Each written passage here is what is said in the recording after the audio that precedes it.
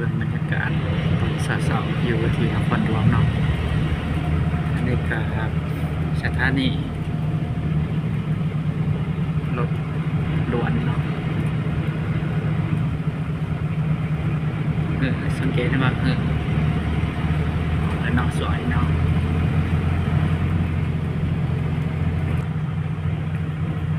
BRT เนาะกินเด่นอยู่ประมาณ2 เลนเนาะ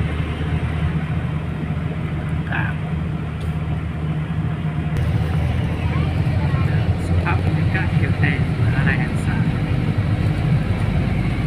ป่าไม้เยอะ